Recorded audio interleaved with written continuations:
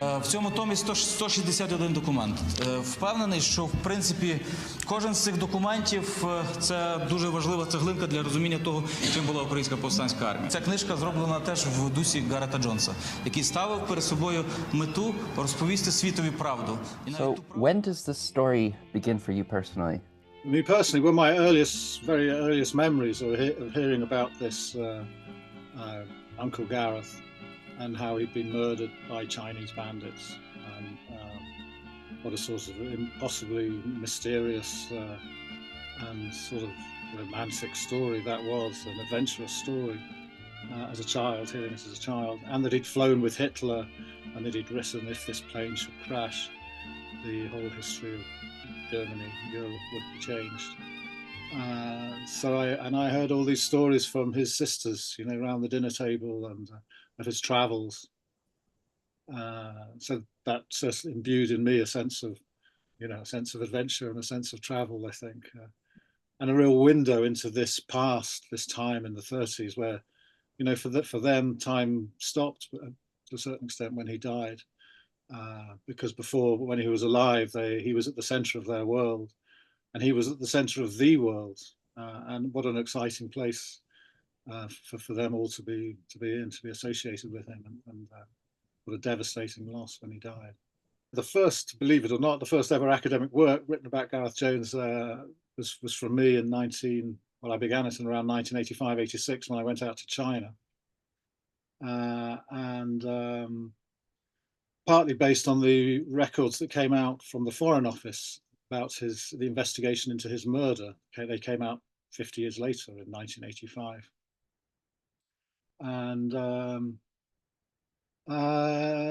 so yeah, I went out to China in 1986, and the first thing I did really was get on a train and go up to Inner Mongolia, not really knowing where I was going, and sort of, but knowing that he'd been there, and wondering if I could find some sort of place associated with it. And I visited one or two places and came back, but, you know, just with those public records and my grandmother and grandma's, my grandmother and my great aunt's recollections, there wasn't that much to go on. We didn't have his diaries or his letters. They were found later.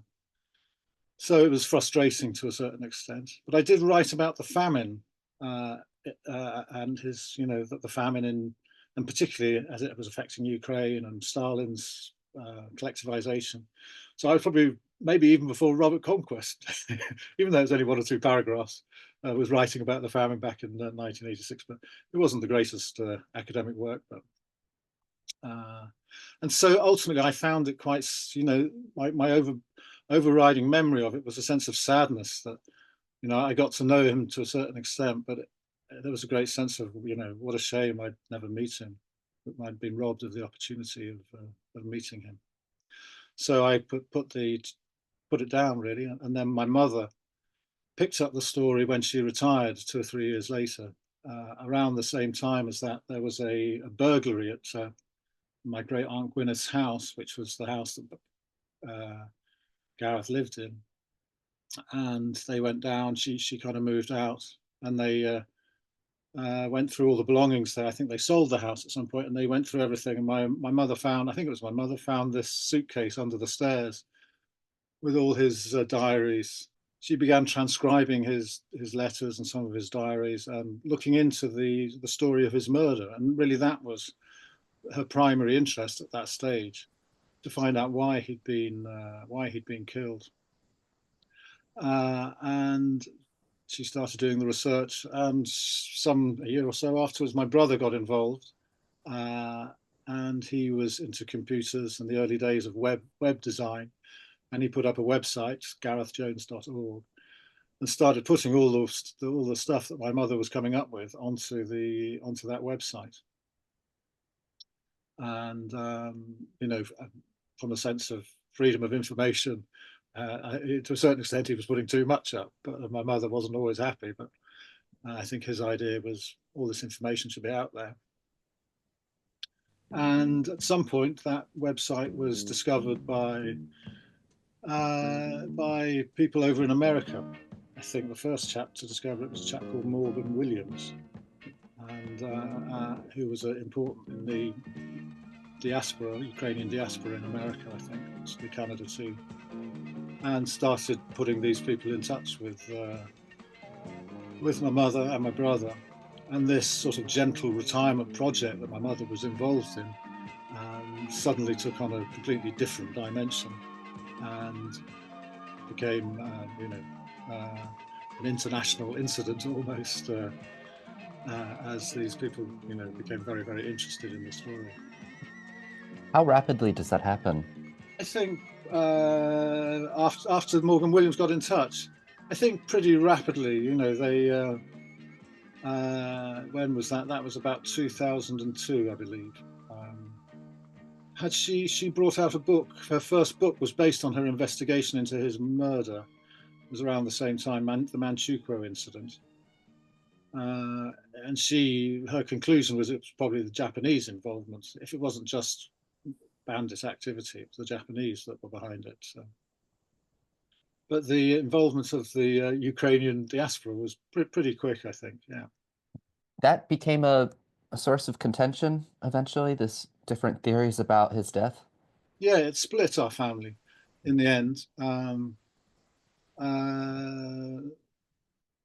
It's a long, long story. But basically on this point, it was particularly on the point of who killed Gareth Jones and this determination of the Ukrainian nationalists who were involved to pin it on the Russians, or certainly the Soviets.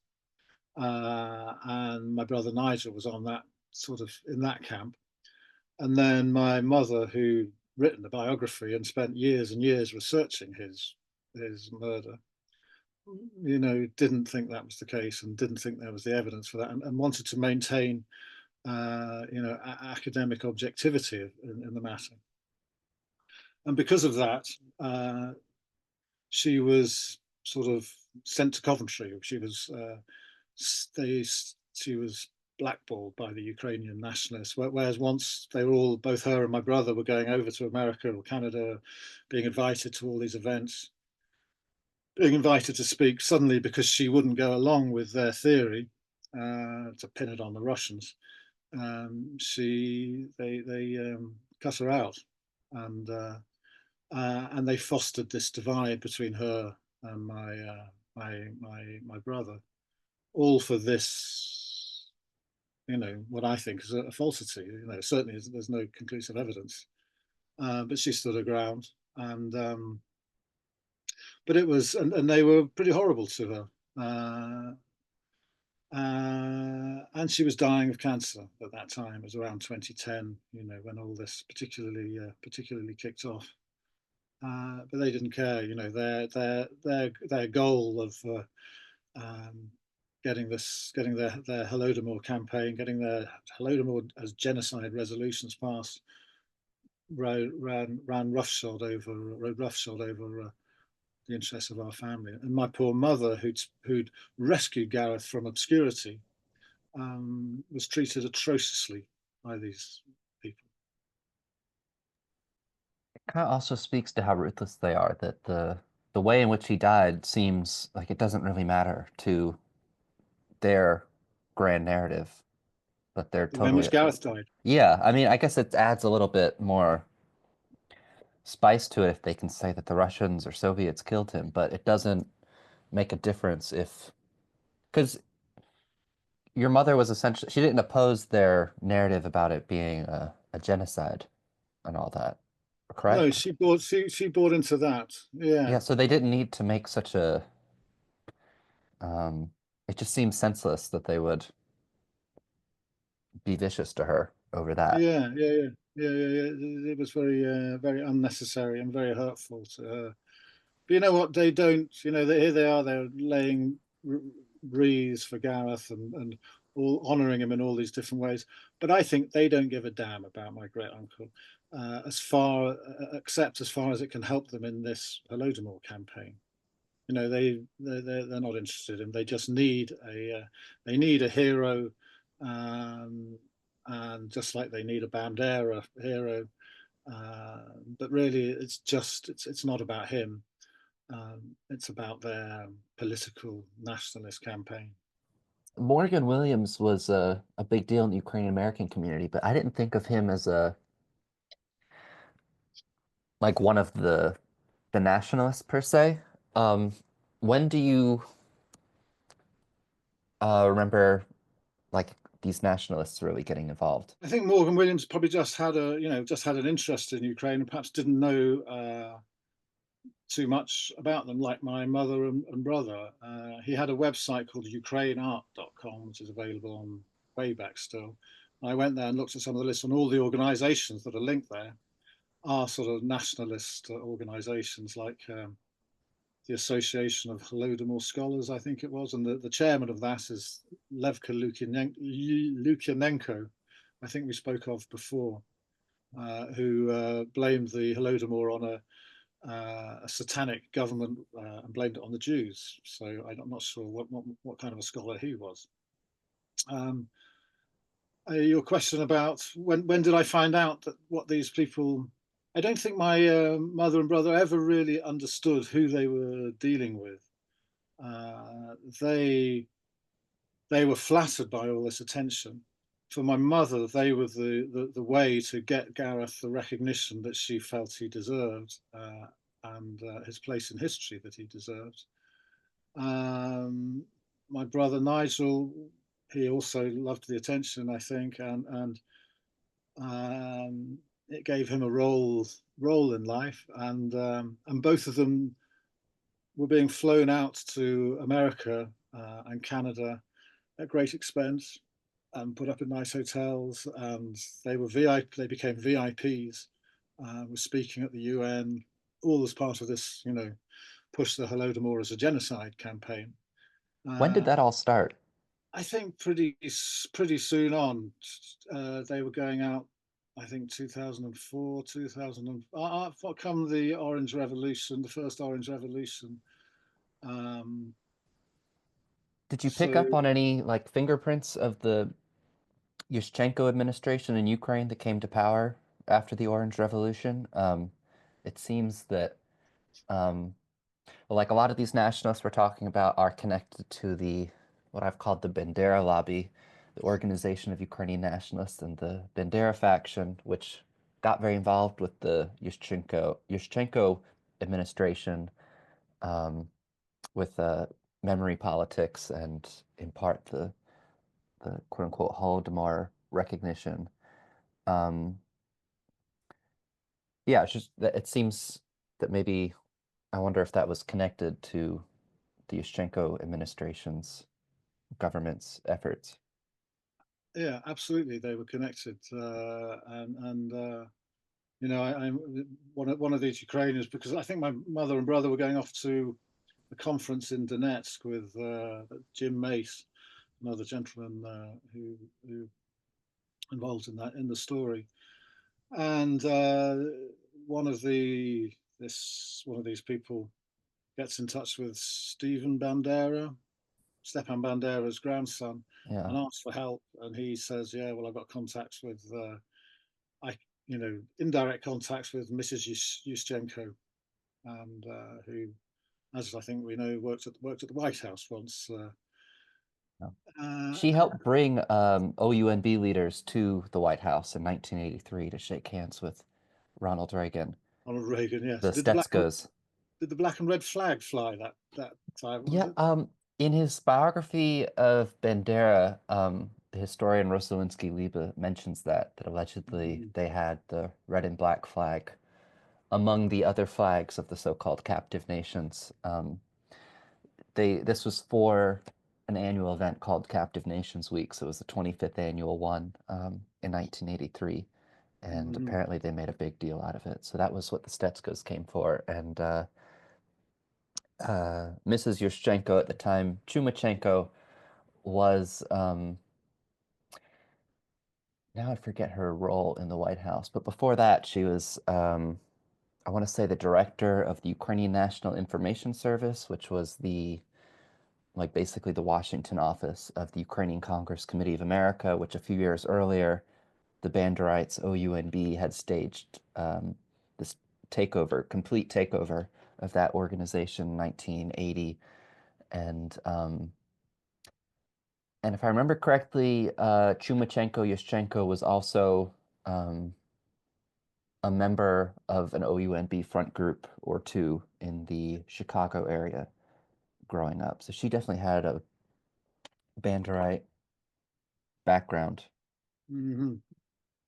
Well, I think the 2004, that time, that all those things didn't really kick off till perhaps till 2008, beginnings of this campaign to change Ukraine's course from being a pluralistic, multi-ethnic country into a Ukrainian nationalist country, one that would join NATO. That started beginning then, and one of the planks of that campaign was to turn the famine, the Great Famine, into the Holodomor, and make it imply that it was a genocide by Russians as part of this campaign to wrench, disastrous campaign, I believe, to wrench Ukraine out of the Russian world and bring it into the American world ultimately.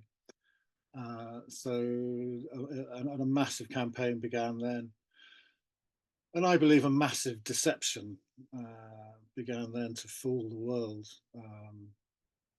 And part of that deception has been the falsification of my great uncle's story. I think it was around 2007, 2008 that the Ukrainian World Congress, which in the 21st century has always been led, at least the figurehead has been a Banderite, or someone connected to like an OUNB front group, at least in the past. For example, the current president, Paul Grod, was a leader of the Ukrainian Youth Association in Canada many years ago, which is an OUNB front group. But the 2007-2008 Ukrainian World Congress creates the International Coordinating Committee for Recognition of the Holodomor as a genocide. And that was chaired for life by Stefan Romaniev, OUNB leader in Australia, who was also the international leader of OUNB from 2009 to December 2022, which makes him one of the longest serving OUNB leaders in history behind Bandera and Stetsko. What do you remember? Was he involved directly a lot in the efforts to revive Gareth Jones, this guy Romaniev? Well, my mother and brother were on that committee. Were invited onto that committee. The Ukrainian World Congress Committee. Not the Ukrainian World, the Holodomor is it the Holodomor Coordinating Committee? Yeah, but it is a committee of the Ukrainian World Congress. I think so. I mean, don't quote me on. I'm pretty sure that I've seen things where they're in there on all of Stefan Romanev's round robin emails, and on some sort of there was some direct communication between them. Because of course Gareth Jones became an ever more important part of that campaign. What kickstarted my campaign to look into all this was getting an email from one of these American Ukrainers, a guy called Russ Chelak, who found my article, which pointed out the falsities in the film Mr. Jones. And he wrote me a very nasty, threatening email telling me to shut up or else, and I was so outraged that here they were raising up my great uncle as having spoken out the truth and what a wonderful man he was. But then when I spoke out the truth, they were threatening me. So I wanted to find out, what's really going on here? Why are they making these threats, and why are they so desperate to not tell the story as it really is? And it was from that I started looking into the background of my great uncle, his diaries, all the works, and looking into the history of Russia, Soviet Union, Germany, Soviet Ukraine, of the famine. And it's from that I came across, I think, Rosalinsky Lieber's work on the organization of Ukrainian nationalists and the National Revolution in 1941, in the declaration of this independent Ukraine, the short-lived independent Ukraine in 1941. And I found out, I came across your blog as well, which was great. You know, a real. It was such a relief to find out that I wasn't going mad. You know, that there was something a bit amiss here. And I started looking up the names of the people that my mother and brother had been involved in, and one after another, they all turned out to have some association or other with an organization that was significantly involved in perpetrating the Holocaust, the Organization of Ukrainian Nationalists.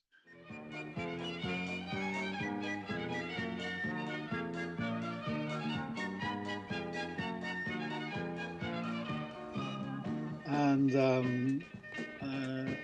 it was shocking, you know. One guy who was printing, came across his name was going to print an article about Gareth. His name was Dr. Swiatomir Foston, who'd been a concentration camp guard at Trauniki, and had also been chief executive of the Association of Ukrainians in Great Britain, which also had big associations with my family.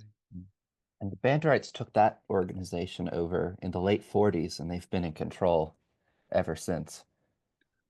Absolutely, yeah. And you know, they were behind they funded the putting up of the first plaque, Gareth Jones plaque, at Aberystwyth University, where he was a student. And so Gareth's name is sits above this sort of the name of the Association of Ukrainians in Great Britain. And of course, they have connotations. Of course, the Ukrainians need you know, certainly the refugees need some sort of support organization here. But what I think is wrong is that they hide the past and hide their association with this with the Organization of Ukrainian Nationalists. And they claim to represent the whole community. It's like I think like the Board of Jewish Deputies here in Britain, who claim to represent the entire Jewish community in Britain. But of course, many Jews here abhor them because of their support for the Zionist genocide in Palestine. And the Association of Ukrainian, it's always the Ukrainian community, but it's not a monolith. That, as you say, there are people who aren't necessarily nationalists. As we know, in Canada, there were sort of Ukrainian socialist groups completely opposed, and were actually attacked by, I believe, by the Banderites and bombed when they came over because there's such a difference. So it's very wrong and mischievous to present themselves as a single monolith. In these years of this campaign picking up steam, are there any other Banderites you'd like to talk about and their involvement in that? For example, when does someone like Lubomir Luchuk come onto the scene?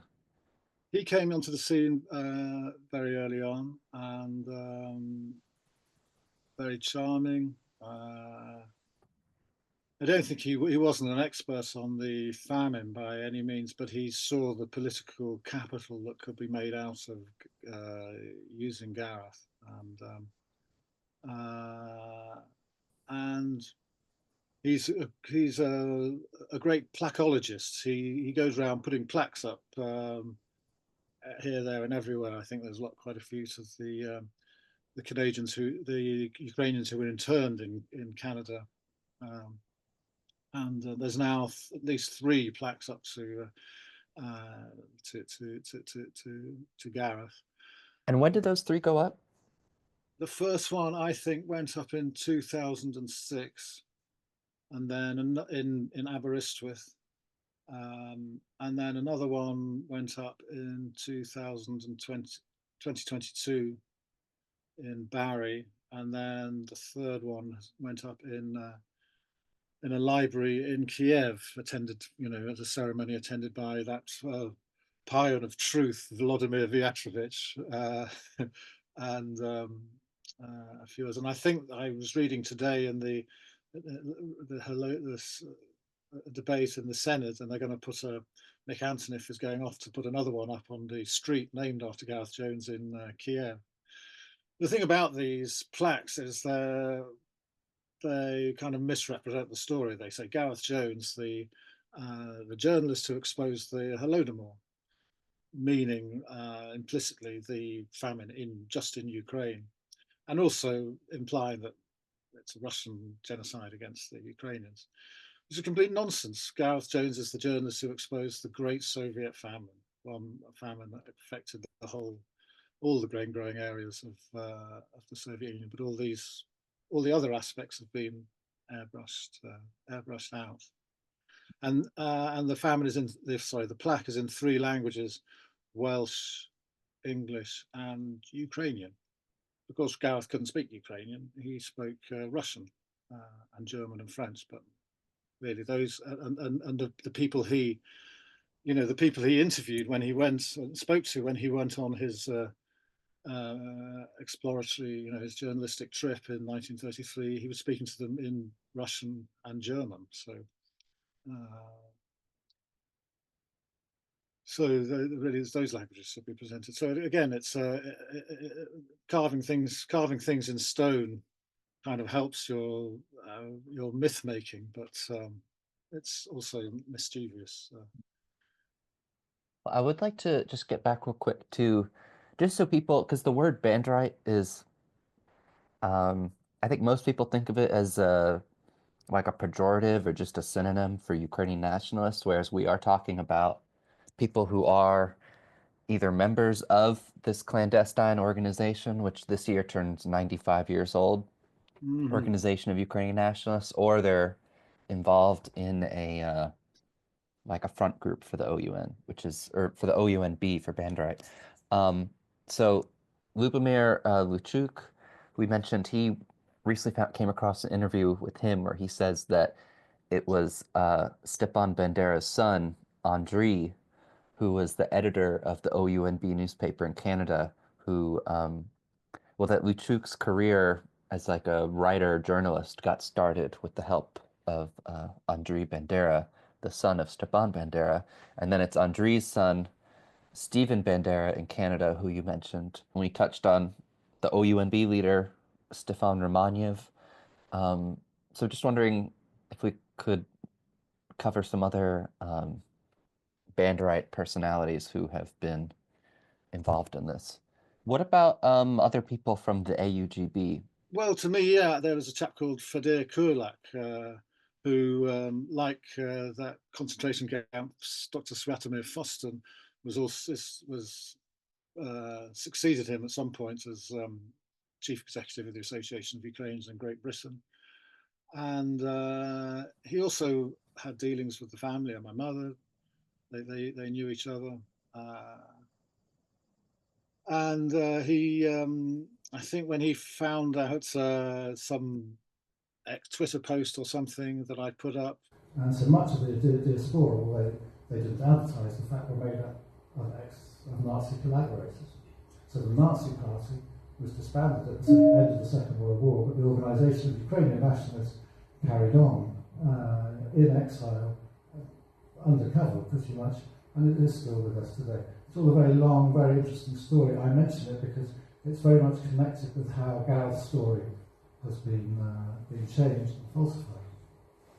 He took offence to that and wrote a very nasty letter to me, accusing me of being a racist and being working for the Kremlin. And in true OUN style, instead of just writing me a letter, he writes the letter and then copies in half a dozen OUNB front groups and the Ukrainian embassy and God knows all other people, Mick Antonov and Russ Chalak and Lubomir Luchuk and all these people, in just very unnecessary and cowardly.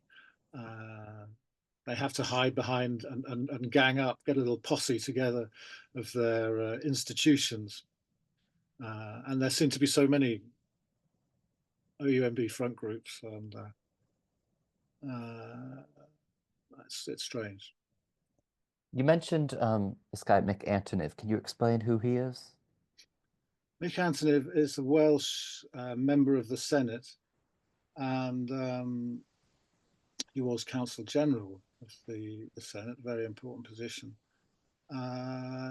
He was born in Britain, but his father, according to his own account, was a member of the Organization of Ukrainian Nationalists from a town called, from a village near Zolochiv.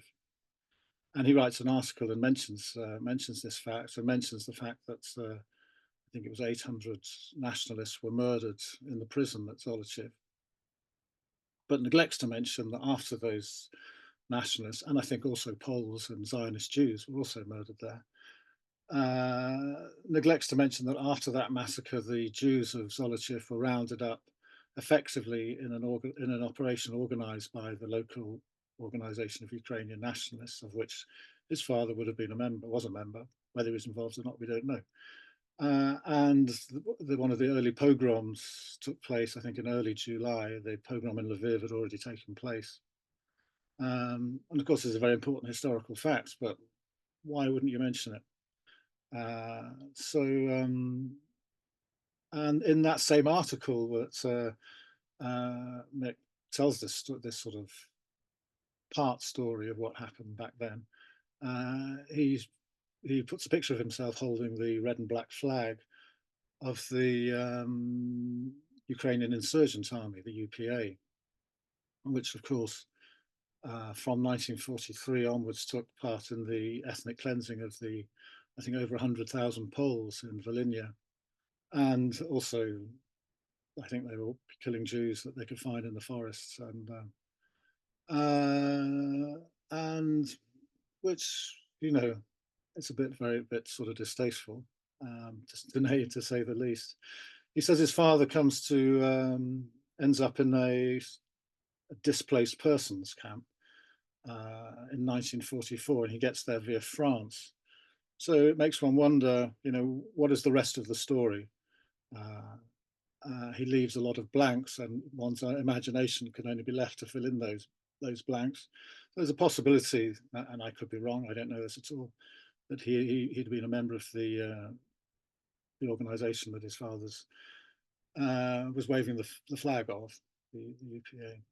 But so he's got a very important place in Welsh politics, and has been a leading part of getting the Holodomor recognised as a genocide in the Welsh Senate, which happened on, I think, October the 25th last year, in an absolutely appalling debate where very little, you know, no debate actually took place, and my great uncle's testimony was misused, and said Gareth Jones is the evidence that this was a genocide, and that it's part of a pattern of Russia trying to exterminate Ukraine as a nation.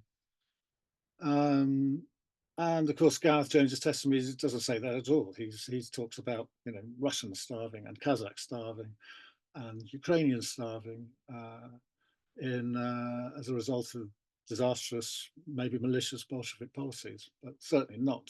It's not a genocide by Russia. So Mick Anthony, and there was another person in that debate, Alan Davis, and there's another person, an MP, Pauline Latham, who should be brought into the story.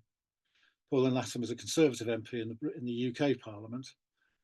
Now, in that debate, Alan Davis opens the debate with a statement about this Ukraine, about 10 million dying or 7 million dying, about the efforts by Russia to destroy Ukraine. And I sort of read those words, and I've also, you know, I read these things. I read the debate in Parliament as well, and it turned out that the introduction to his debate is almost word for word the same as the section of the speech made by Pauline Latham some 6 or 7 months earlier in Parliament. So they haven't written these speeches themselves. They haven't been written by their own researchers. They've very clearly been just reading out what's been given to them by people in the Holodomor lobby, this big lobby that began back in 2007, 2008, initiated by the UWC that we spoke of earlier. And they're just reading out what they're being told to read out as part of this long-going campaign to have this Holodomor classed as a genocide for political reasons. Really, it's why is this all going on? Why is it so important to have the Holodomor classed as a genocide? Well, I think, you know, in these conversations I have seen between these people in this committee, it's really about Russia being the inheritor of the Soviet Union, and it's a way to get Russia as part of this campaign to wrench Ukraine out of their orbit. So part of the campaign to demonize Russia. What do you want? The story no one is talking about. Ukraine. When did that project begin? I think you'd have to ask Miss Jalupa or Mrs. Jalupa, but she found my family, came into my mum's life around 2006, and was in conversation, communication with her, very flattering all the time. And my mum, I think, liked the idea that, as I said, for her, it was about getting Gareth the recognition he deserved. And I think it was her genuine belief that this person, as said, that an accurate story of Gareth's life would be produced. And there's one email from Andrea when she writes to my mum and says, "Oh, I've just submitted the copyright to the US Copyright Office, and that they wanted sources, and there's only one source I've put down, and that's your book, More Than a Grain of Truth, because that's what it's kind of going to be about."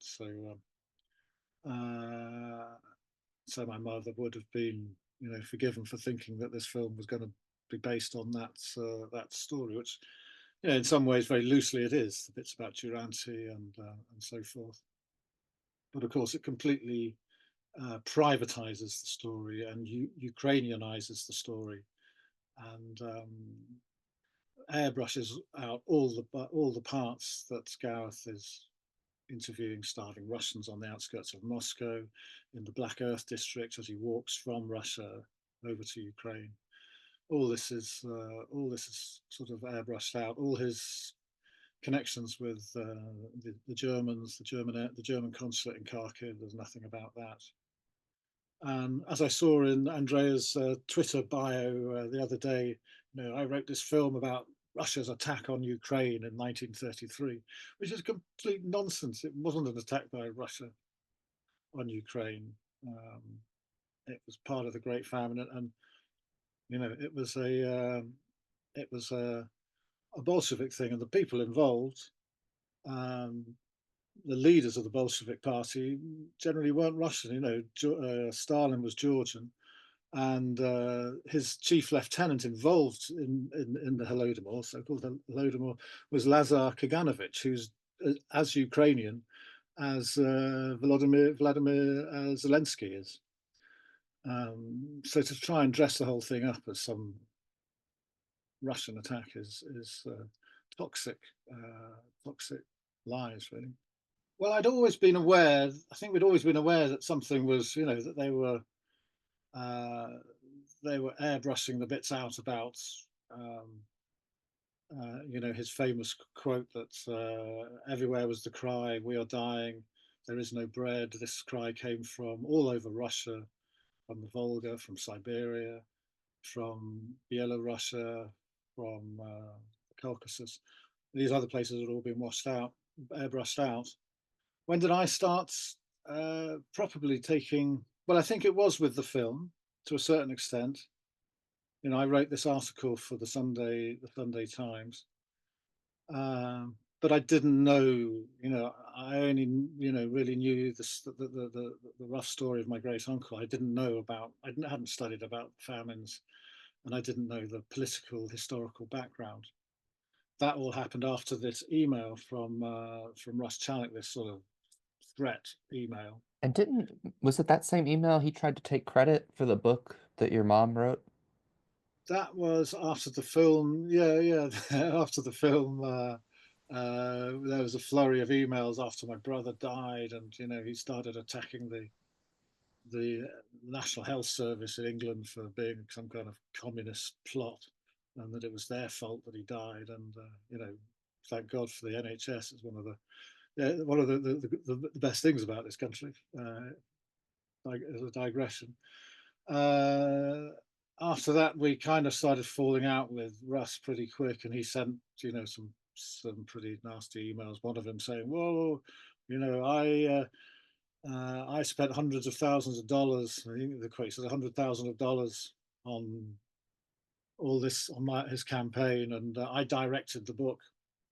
And I think, I don't think that's. I think he's exaggerating to a certain extent, but without doubt, he had a lot of influence because of his money on what was going on.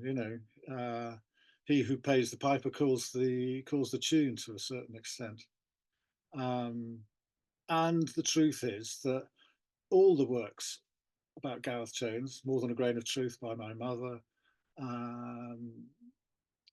Assignment in Nazi Germany by Reagan Mash, The Man Who Knew Too Much by Martin Shipton, and Mr. Jones all have the fingerprints of the OUN over them. They've been involved, people connected with the OUN have been involved with all of them, and have directed and changed the, some of them are better than others. There's been some great research. I can't fault, Reagan Mash has produced, I admire his research, but factually there's a huge amount of carelessness. And in the end, they're all really pushing this Ukrainian narrative. They're either hagiographical or they're just not objective. So that's a great shame. So we still need the true story to come out, and it will. Well, the Holodomor Research and Education Consortium, but as I say, just because you put the word education in there doesn't mean it's not a propaganda outfit. Goebbels' institute had enlightenment in it, but doesn't mean people particularly enlightened. And there's some great stuff in there, but you put Holocaust into the search engine or Bandera into the search engine, you don't get, nothing comes up. It's skewed, and you don't get much by Per Rudling, or they only really sort of tolerate pro Holodomor academics. Let's put it like that. But I've written to them and also to the Holodomor Museum because I've read their mission statements, and both of them are effectively, this terrible famine happened, starvation was used as a weapon. The purpose of our existence is to make this information known and to educate the public to make sure this never happens again. And of course, clearly it's been happening again. Starvation is being used as a weapon of genocide. And I haven't checked recently, but they were staying absolutely silent on that because they're not bona fide organizations. They are propaganda outfits. The Holodomor Museum is a state institution that pushes the state line, and the Ukrainian state is aligned with Israel and with NATO, who are also complicit in this genocide. Let's not forget it's them that the bunker bombs, buster bunking bombs, aren't made in Tel Aviv. So I wrote to both these, to both of them, and pointed out this, and pointed out their hypocrisy, that they are propaganda institutions, not. And did you get a response? No, I haven't had any response at all. No. Well, to wrap things up here, can you talk about how you came to be more outspoken about these issues? It starts in, I think you said the breaking point for you was in 2022. Yeah, 2022. Yeah, I have my. So can you talk about that year for you? Yeah, so things had perhaps quietened down a bit. Gareth, the film was sort of starting to be forgotten, and then in 24th of February 2022, very important day. Of course, nothing happened before that.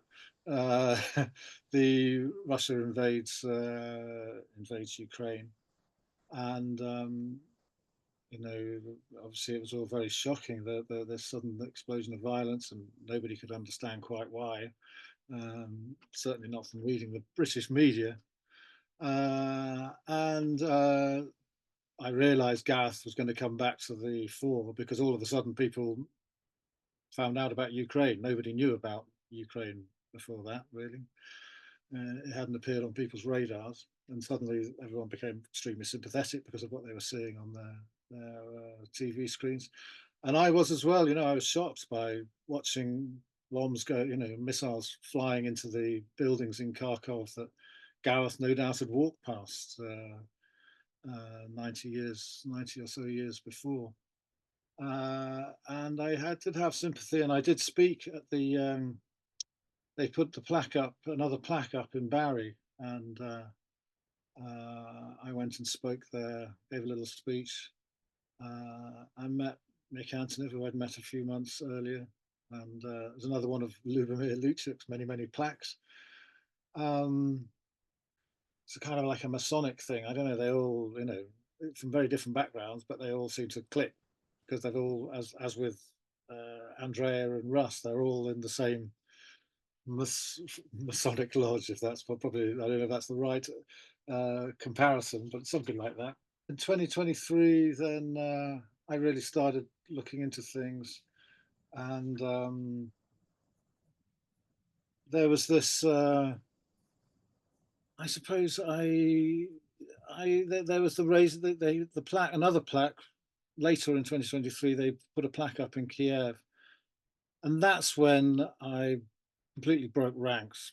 I mean, I had internally I'd broken ranks, but when they at this plaque raising in Kiev, they issued this Medal of Truth and Gareth Jones Medal of Truth and Honor to a guy called Levka Lukyanenko, who's a rabid anti-Semite, and to President Yushchenko, or ex-President Yushchenko, who set up the Ukrainian Institute of National Memory and was being given a medal for truth and honor, which is like an oxymoronic situation, if ever there was one.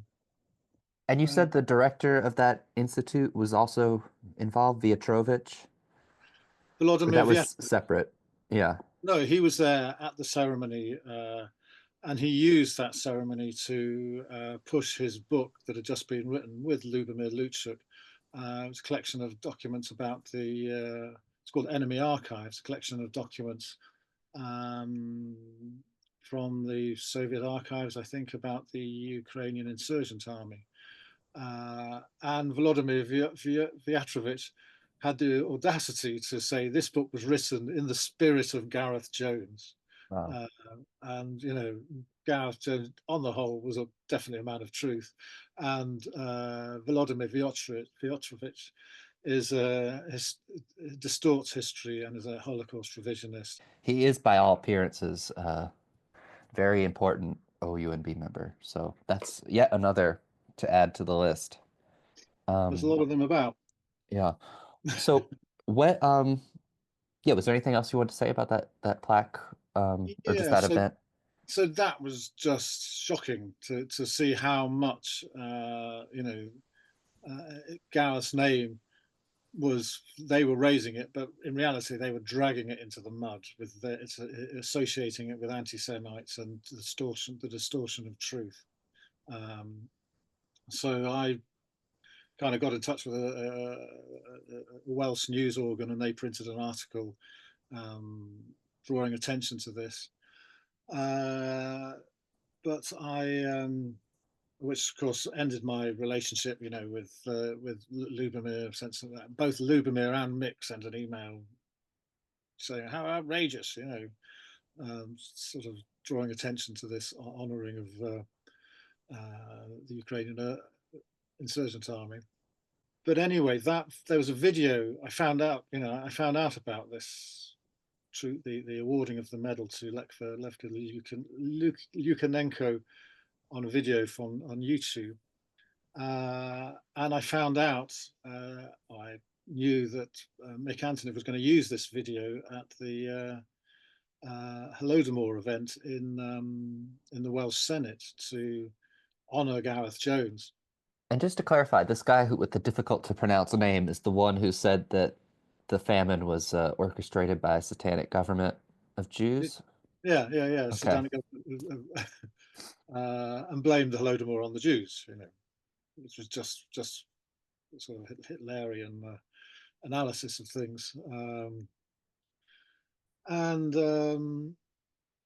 So I wrote another article, knowing that shocked that they were going to use this video in the Welsh Senate. It was outrageous, and so I wrote an article for a website called Voice.Wales, and then I wrote to the chair, the Speaker of the Senate, and said, this is outrageous. How can you be airing these videos on the floor? And of course, they don't know the Welsh MPs. They don't know anything about the Holodomor, the famine, or the background, I think, even of one of their leading members, Mace. If they don't know about his associations with the Ukrainian far right, whatever, but they should do, because anyway, we'll come to that perhaps. So they did. They decided not to show the video, and that was a minor triumph for the Gareth Jones Society.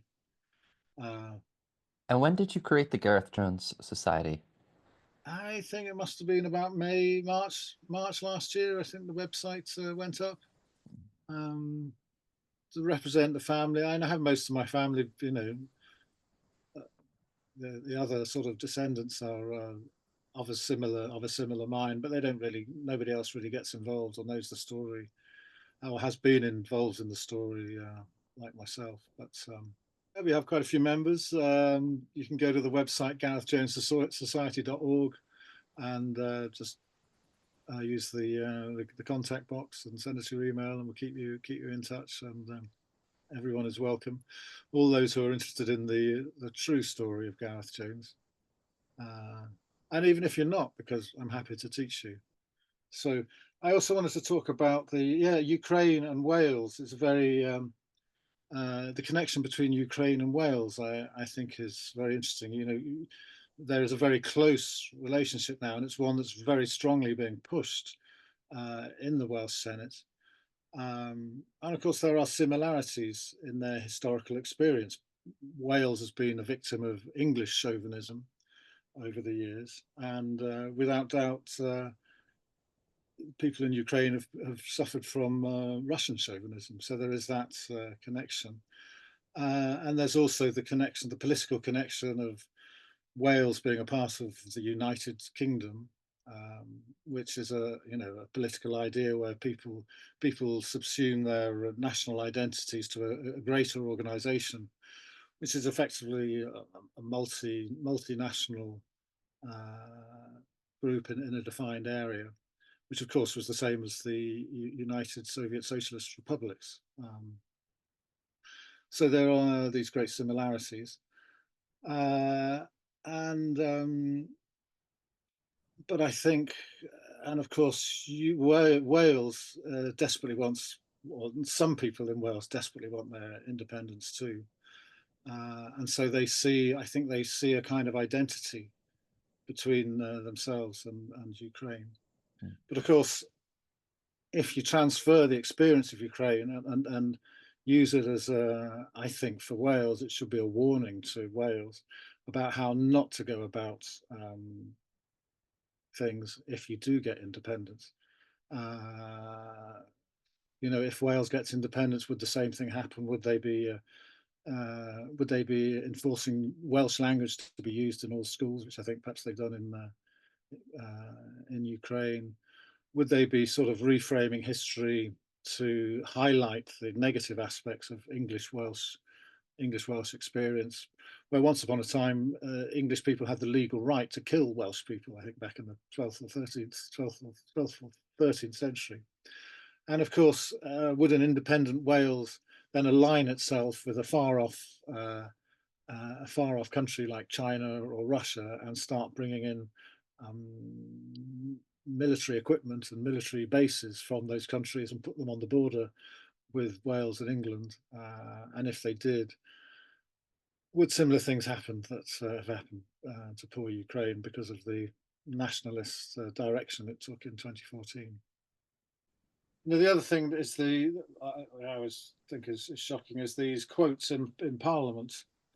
In 2023, there were 2 debates in the UK Parliament about whether to declare the Holodomor as a genocide.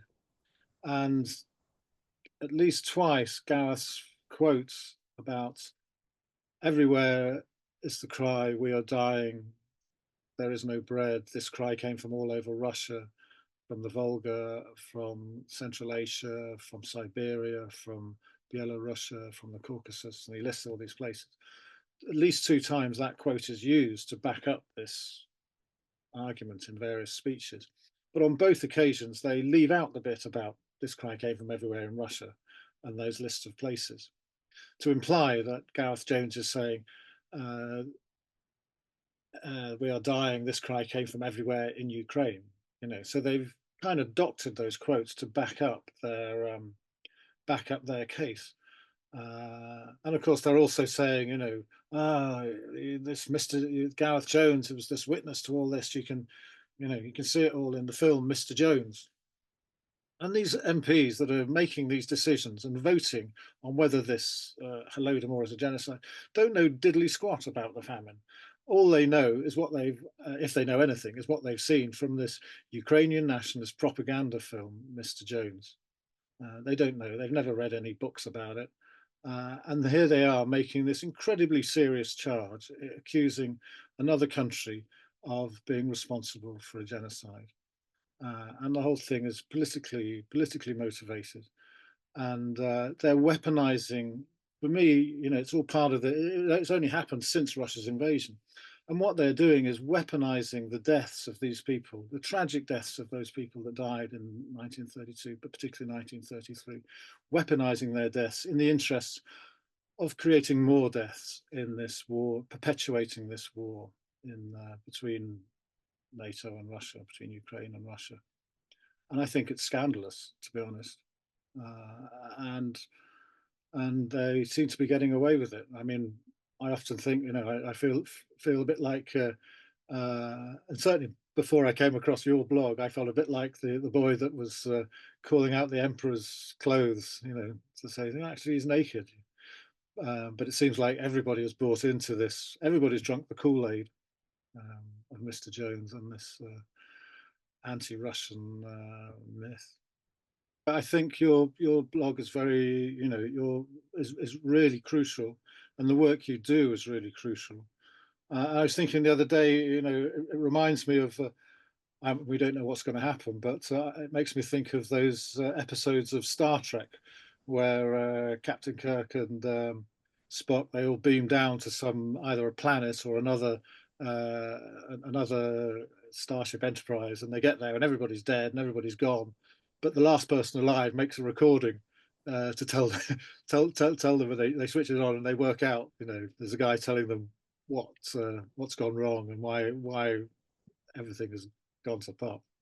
And I think you're that guy making the recording, Moss. Thank you. Yeah, I guess I sort of think I haven't seen Star Trek, but I guess I think of it similarly because I've kind of given up on journalists caring about this stuff, but I would like to think that historians will be interested in these things one day. Yeah, well, journalists have completely abrogated their duty to look into what's going on here. They're all, you know, the truth is the casualty of war, but it's so hard to put anything out there that goes against the narrative. I found that, you know, here I certainly feel that, you know, I'm on the side of truth and I'm trying to get the truth out there, or at least give my point of view. But no, they're not interested. The mainstream media aren't interested. They're just backing, as they are with Gaza and Palestine and the genocide there. They're just backing a particular narrative and backing the government ultimately. And here we are in this country that's supposed to be the bastion and home of free speech. And it's disgraceful what is going on in Great Britain at the moment with good journalists being arrested and hounded and harassed under the anti-terrorist laws just because they're speaking out against the genocide.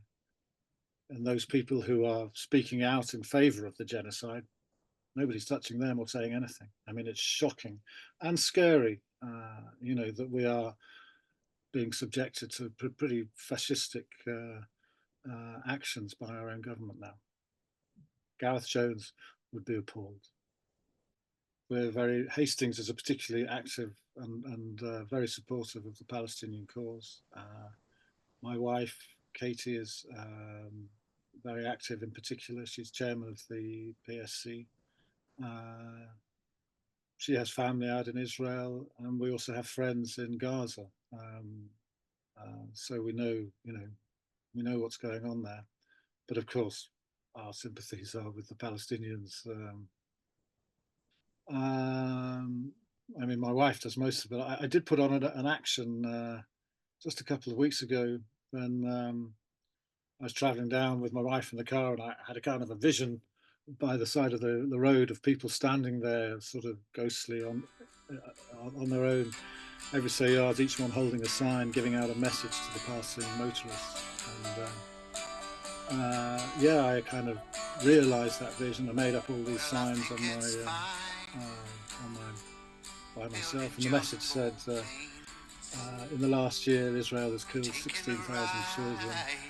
Imagine in Gaza, imagine this town without any children. Stand up, speak out, stop the genocide. And that message was slowly given out as you drove past. Just get what you want to if you want, as you can get anything. I know we've come a long way, we're changing day to day, but tell me, where do the children believe? We did put this action on in Hastings here, outside the road, with the help of Hastings and Rye Palestine Solidarity Campaign, or Hastings and District as it's sometimes known. And we filmed it, and it went viral, and within a couple of days, I think 3 or 4 million people had viewed this this message being given out, and since then the idea has been taken up by groups all over the world now, and in Ireland, in Norway, in Germany, all over the place, and often exactly the same message. So. You know, I'm very sad that we have to be doing this in the first place, but it's sort of satisfying that has gone out and it's been so successful. But dark days we're living in, aren't they? Hey Phil, why don't you film this? For the right price, Phil Colley will say what you want him to say. I beg your pardon? Put your camera on me now and record this, please. Please record this. Yes.